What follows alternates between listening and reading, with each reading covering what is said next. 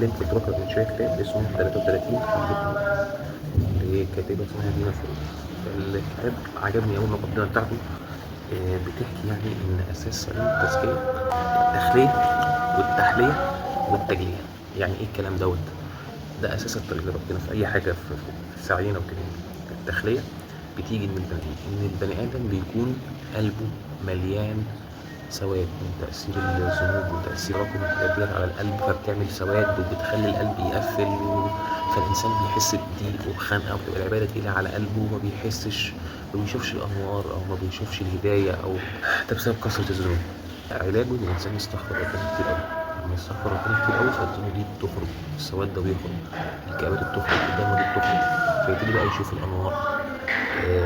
يبتدي بقى يشوف الحاجات الحلوة يعني. بعد ما احنا نضفنا القلب بالتخلية في بقى التحلية بقى بالصلاة على سيدنا النبي. يكتر الصلاة على النبي. الصلاة على النبي بتنور القلب وتملأ جمال ورحمة من صفات سيدنا النبي.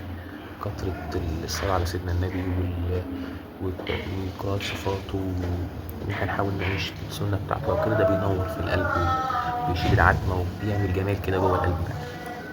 بس فالإنسان بقى بيتهيأ بعد الصلاة على النبي التجلي بقى اللي هو ذكر ربنا، تعيش بذكر ربنا، تشوف بقى تجلي أسماء ربنا في كل حاجة، تعيش بالذكر في كل تفاصيل حياتك، فتشوف بقى الأنوار وربنا يفتح على البني آدم بقى إن هو يخليه يبقى هادي، يبقى ساكن، يبقى راضي، يشوف النور، يشوف الحاجات الحلوة ويقرب منها بكثرة الذكر يعني.